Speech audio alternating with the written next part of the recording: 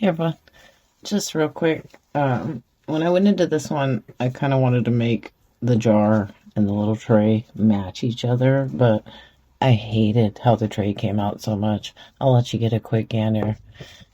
I had an idea. We tried it. It didn't work. So she's out. We're just going to jump straight into making the jar because I think it came out pretty cute. Hopefully you will too. All right. This is not the infamous honey pot jar. This one has a lid and it screws on. But I want to make a matching jar. So whatever the color scheme ends up being here, we're going to try to mimic it here. I don't know how that's going to work out. Give me an opportunity to use up some of my mica pigment. If you're like me, you probably have a lot of it. And on top of the jar, we're going to put this bow. I'm going to tie it into a bow, like one of these. I'm going to put resin on it. And we're going to stick it on top of this jar. That's right. That's what we're going to do. All right. Ooh, it's windy today. Sorry if you hear noise. It's windy. Let's do the jar. What I thought we could do is just try to mimic the same color scheme. We'll do one of those sexy kiss pour things, but instead of 2, we'll do 3. Yeah. I figured with the background on the tray, we'll just use like a white mica. I've had this stuff for years and years, and I really never use it, ever. I'm going to use it. I don't know if I'm going to be able to mimic that same color scheme, but we'll give it a try. Now, I know this takes 6 or 7 ounces. I've got 7, so I got 3 cups here. I'm going to divide the resin equally amongst them. Or try to, anyway. I'm probably going to have to get somebody in here to be my third hand for the kiss pour. In one of my other videos, I was talking about stuff I see on Reddit that I saw recently was somebody talking about the mess that resin makes. Like that. You see that little drip that just fell right there? The thing with resin is that it floats. It follows itself. There's a saying where we say that resin goes where resin has been. And you really, really, really have to just catch the drips. Whether you're pouring it out of the bottle, or you're pouring it out of your cups, or you're piping it, you need to catch the drips. You need to stop the flow. So to try to mimic the colors, I've got these 2 different ones. Doesn't need to match exactly, but I would like it to match. Probably go with that one. It's a little... Yikes. Something just fell over out there. Anyway, it would probably go with this one because it's a little yellowy or like this. I'm just going to put my hand over this because the stuff's going to fly everywhere. And when you're doing this, you should definitely wear a mask. Wear safety glasses, all that.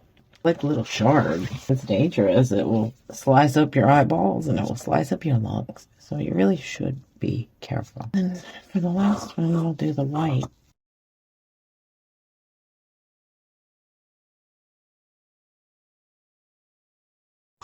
I don't even think they make this brand anymore. I'm going to go look it up, and if they do, I'll link it below. But really, when it comes down to it, like, it's all pretty much the same stuff. There's slight differences in, like, colors and how finely it's milled. And craft level stuff tends to be a little more chunky, I guess. Whereas, like, automotive grade mica is, like, a little more finely milled. That said, this stuff's actually super finely milled. So, good on you guys. I'll put the links to the products that I've used if I can find them, but it really doesn't matter. None of these things hinge on specific brands. Occasionally, like the hand-painted resin, that's an exclusive product to that company, and they stopped making it. I, for one, was not happy to hear that. I'm going to wipe my stick. And if you haven't gotten you one of these little palette knives yet, do it. Save yourself. You don't need all those little wooden sticks. It's wasteful for one. And for 2, it puts bubbles in there. And for 3, they're just not very efficient. like for scraping the edges of the cups. Do you see how cleanly I'm able to scrape the edge of this cup? That's right. Ditch the sticks. And on the subject of linking products in the description, even though I'm going to start doing that, you should know that these videos are never going to be a commercial for products. I'm not going to drop brand names. Nobody's paying me to do that. And if they do pay me to do that, I'll let you know. But for the purpose of what I'm doing here, none of this hinges on specific brands. Alright, that's good. Let's mix up the pink. Those are so pretty. Like, I don't ever use Micas. I really don't like messing with them too much, but they're pretty. That's a really beautiful color. I'm not into pink. I think I may have mentioned that a few times. But that's really pretty. Okay. I think if I add just a wee bit of red to it, maybe we'll get closer. This is just a dye. This isn't an alcohol ink, just so we're clear. You have to be careful with dyes. They can oversaturate your mixture, and then you end up with curing problems. I think the second video I put on YouTube, I added too much dye. Messed it up. It didn't cure right. Ready? And go. If we have to dump the whole thing, we'll dump the whole thing. Go a little faster. Go a little faster. The yellow's winning. No, you're not allowed to win, yellow. I think we are. Okay, up. Give it a little. There you go. Okay. Stinky bubble. Okay. Get out of here. It's fine. Okay, one more. Ready? This is going to be the tricky one. Okay, ready? No. Oh, no. Pink, where are you? Oh, We tried. I didn't make enough, I guess. My measurements were off. It's okay. Okay, I lost my third hand, so we're gonna have to wing it. Oh no, that wasn't good.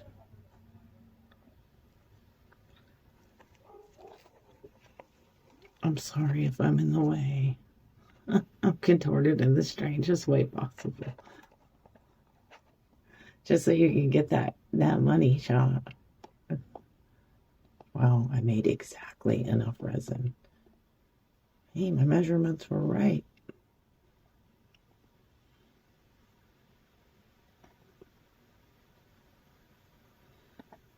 Now, normally when you pour a bunch of colors like this together, they're not going to stay this way. They won't stay separated.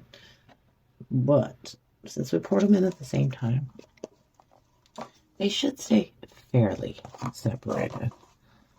Maybe. Move that bad boy off. I'll clean up the mess. Don't worry. My big concern with this one here is bubbles. I should have sprayed it with alcohol. My bad. I do want to pick this up and squooge it around, but I don't want to mix the colors up. Oh. I'm going to have to take the risk. If anything, I'll just be mixing the colors from the bottom. Because the worst place to trap bubbles in one of these is down in that threading. So, really want to make sure we get those out. Or just, just hope there's none in there. What I'm not going to do is poke around in it, because I don't want them to blend so much. I'm okay with them blending a little bit. Really, that pink and that yellow together, it's gonna get orange. And we don't want that. And if you let that bleed over into the white, then you're just gonna have like light orange, like baby aspirin orange. Nobody wants that. Nobody wants that. Okay, just right quick, let's do the bow. Now, these types with a mold, usually the bottom is the top, and the top is the bottom. We've been through this. In the case of this, it's the lid. This is the bottom. So the bottom is the bottom, and the top is the top. You know what I mean. Okay. Let's get the bow on now. I had the idea of letting the edges of the bow cascade down the side and or wrap, kind of like a gift, but I really don't want to mess it up. I don't want to mess it up. So no, we're not going to do that. What I'm going to really do is just kind of pile it into a little rosette shape. Kind of lock it down with a little bit of UV resin. I'll coat the bow itself in some UV resin. And then we'll put a top coat on this because there's still a little bit of room in here. I didn't come all the way to the top of this, so I can come in this with another top coat of probably just 1-to-1. I'm not sure. We might just use the UV and speed race this. I don't want to go home.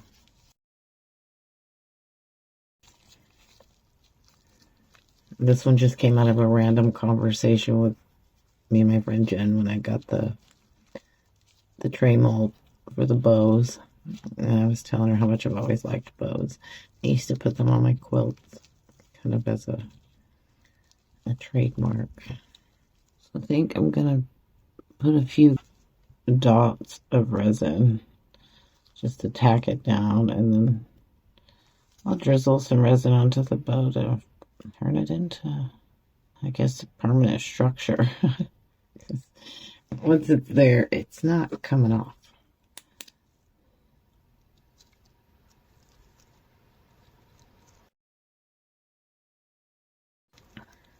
My initial thought was to actually put pieces of ribbon like into the jar, but I knew there was just no way I could line that up, so I aborted that plan pretty quickly.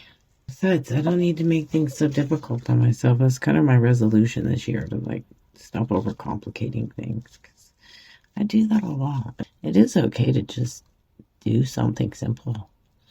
Of course, some people might not see this as simple. I know when I first thought of it, I was like, could that possibly work?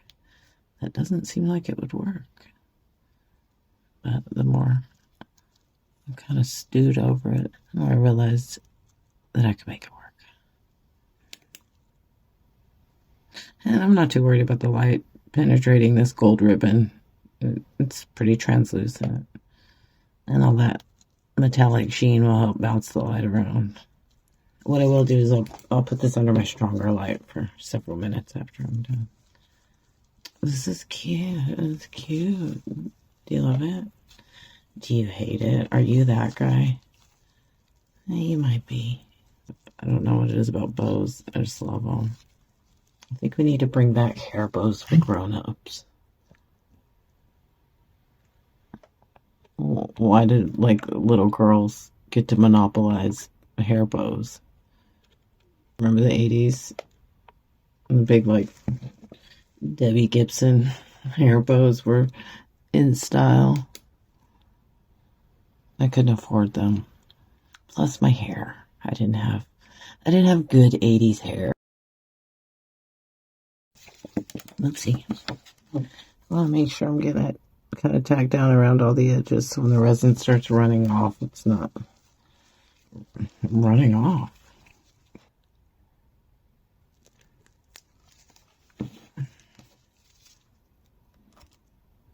really could use another set of hands in here, you know? I gotta get that ribbon exactly how I want it before I put resin on it, because it's gonna be stuck there forever. I don't have any room for regrets. I'm just hanging off the edge a little. That's gonna bug me. I mean, it's good enough, right? It's fine. I'm a little unsure how to do this. I kind of feel like I should paint it all with a paintbrush. I'm gonna drizzle and see what happens. Luckily, it's got wire in it, so it's not gonna like weigh it down. Hopefully. But it also has mesh in it, so it should actually grab a hold of that resin. Just got to be careful because we're sort of right up to the top here. We don't want to be overflowing.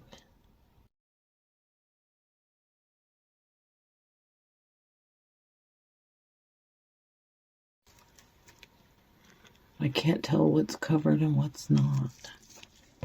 Okay.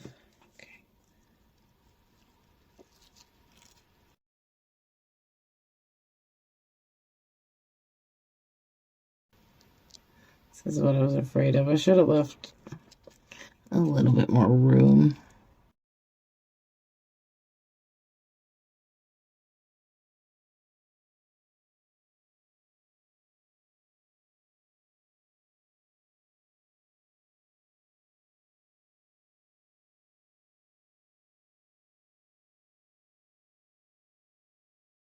I think I'm going to take this all the way to the edge of the rim. Because again, this is going to be the top. And so this would normally be overspill. It's just really going to be a smooth edge, hopefully.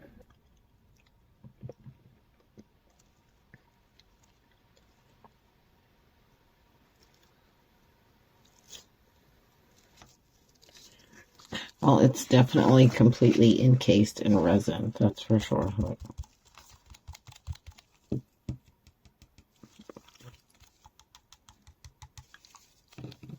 It probably wouldn't hurt me to add a couple of more layers just to reinforce it, and I might do that off camera, but I think it's good enough for now.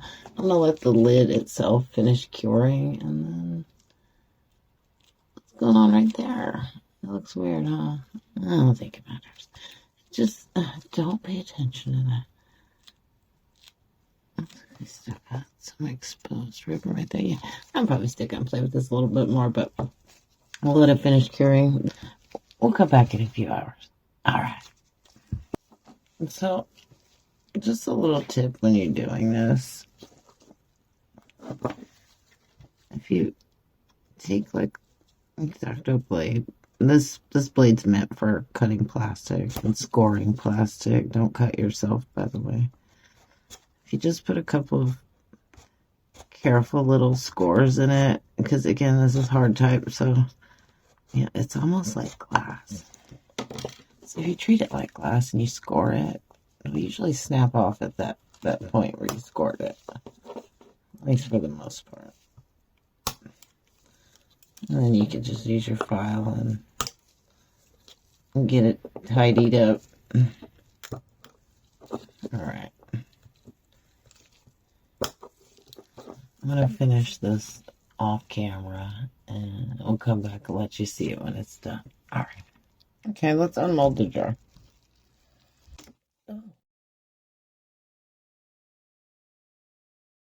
Pretty sure this flash cured.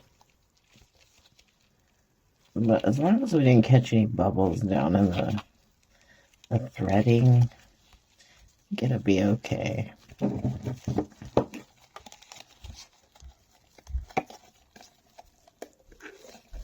Okay. It's pretty nice. I mean, the colors stayed separated. We didn't end up with a bunch of orange. Got a little orangish right there, but it's pretty nice. The pink kind of dominated. You saw me and my daughter, we were trying to pour it in evenly at the same time, but the pink ran ahead of the other colors. Yeah, anyway, it came out pretty cute. I don't hate it. When I first had this idea, Jen had popped in and she said, just if you're going to do it, make sure the bow's not floppy. That was my intent to begin with, but there's certainly nothing to stop you from putting a floppy bow on there if you want. But this is pretty much a solid structure now. It's locked in stone, and because I put this on before this finished curing, these two pieces have bonded together for life. So there's no getting that off there. She's stuck. And also, because I know that Jen's out there saying, you should put some lights in it. There you go, Jen. Just for you.